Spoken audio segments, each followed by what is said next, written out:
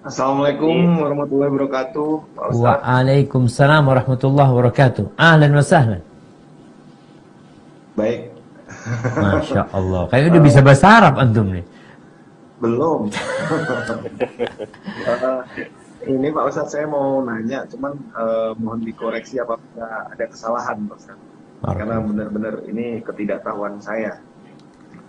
Eh, apa namanya? Salah satu musibah bagi manusia adalah apabila ketika eh, nikmat yang diberikan Allah kepada manusia itu dicabut sama Allah.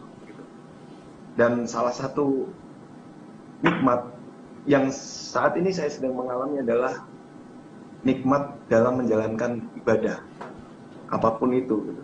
Termasuk sholat, termasuk hadir di acara taklim seperti ini, itu saya merasakan seperti nikmat untuk menjalankan ibadah itu dicabut gitu. Jadi kayak ibaratnya sholat ya sekedar menjalankan, menggugurkan satu kewajiban gitu yang kayak kayak eh, kita nggak bisa merasakan bagaimana nikmatnya seorang hamba bertemu dengan Allah seperti itu gitu.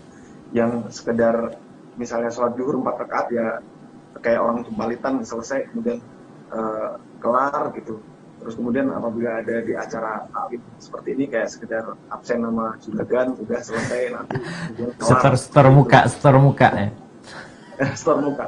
Bagaimana apa yang harus saya lakukan untuk mengembalikan nikmat itu agar dalam beribadah saya benar-benar bisa menemukan kenikmatan yang hakiki bagaimana ketika seorang umat manusia bertemu dengan Allah seperti itu.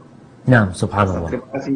Barakallahu fikum. Assalamualaikum warahmatullahi wabarakatuh. Waalaikumsalam warahmatullahi wabarakatuh. Masya Allah, pertanyaan yang menarik dari Mas Pur ini jamaah. Ya. Jadi memang banyak orang itu kalau bicara musibah, musibah buat dia itu ya kehilangan anak, kehilangan motor, di PHK, kemudian sakit, itu musibah. Ya, itu salah satu musibah.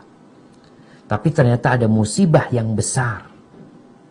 Yang Rasul SAW berdoa, وَلَا تَجْعَلْ مُصِيبَتَنَا فِي دِينِنَا.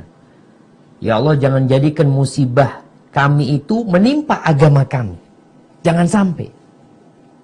Kalau yang hilang itu rumah, kalau yang hilang itu motor, insya Allah bisa balik. Tapi kalau yang jadi musibah itu agama kami. Agama kita bisa jadi kita keluar dari Islam itu. Bisa jadi kita melakukan dosa. Itu musibah. Bisa jadi kita meninggalkan sholat. Dan memang jemaah, di antara bentuk musibah yang mungkin kita tidak merasakannya, tadi dicabutnya nikmat ibadah.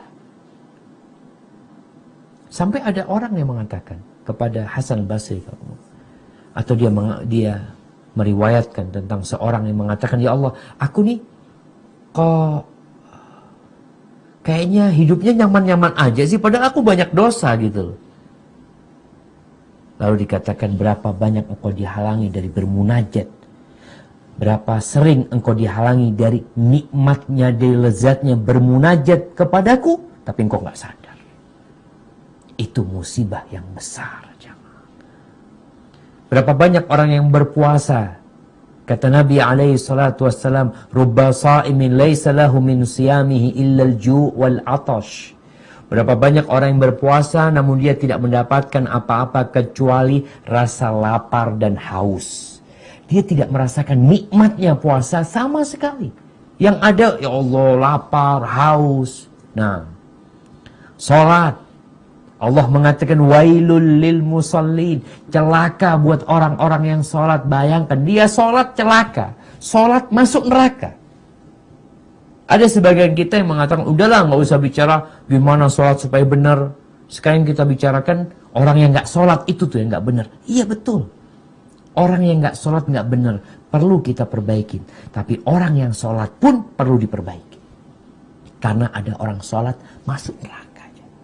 Wailul lil musallin alladzina hum an salatihim sahun alladzina hum yura'un.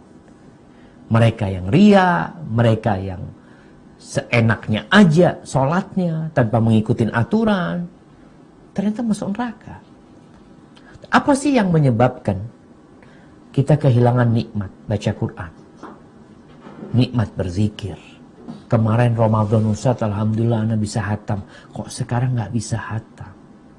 Kemarin Ramadan ana bisa sholat terawih 11 rakaat. Ana bisa sholat terawih 21 rakaat, 23 rakaat. Sekarang wala 1 rakaat. Kenapa?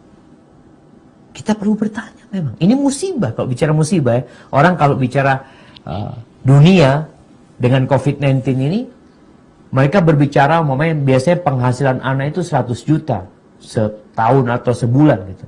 Sekarang nggak ada, rugi ada 100 juta. Engkau bicara rugi. Padahal memang belum ada keuntungan. Kalau bicara rugi kan hilang duitnya. Ini memang engkau belum bekerja, nggak ada kerjaannya. Tapi engkau sudah menghitungnya rugi.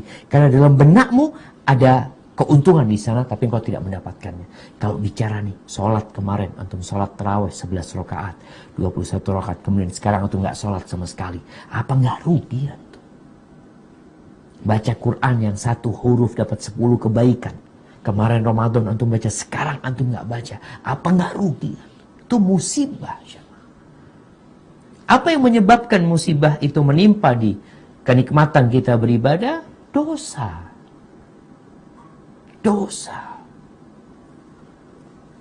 Dan salah satunya adalah ambisi dunia. Kadangkala kita nih bicara dosa itu dosa. Enggak, anak enggak berzina, anak enggak ini. Iya, tapi ada dosa di hatimu. Atau suudzon sama Allah SWT. Enggak menerima dengan takdir Allah SWT. Itu juga dosa. Jadi tatkala hamba kehilangan nikmat beribadah, yang harus dia lakukan adalah bertobat, istighfar. Baik dari dosa yang dia ketahui atau yang dia tidak ketahui. Nabi mengajarkan itu. Bagaimana kita berdoa, Allahumma gfirli ma qaddamtu wa ma akhartu wa ma a'lantu wa ma asrartu wa ma asraftu.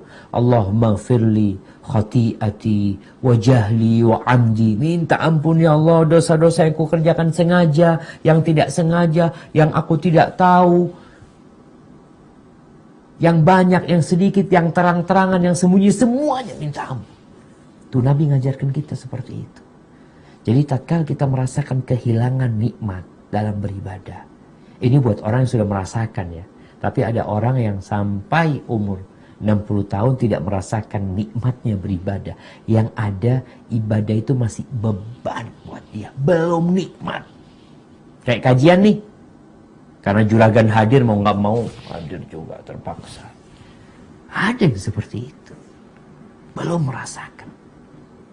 Dan kalau engkau ingin merasakan nikmatnya beribadah, maka cintailah Allah dan Rasulnya lebih dari semua yang ada di muka bumi. Cintailah saudaramu karena Allah Subhanahu wa taala. Bencilah kepada kekufuran sebagaimana engkau benci untuk dimasukkan ke dalam api neraka.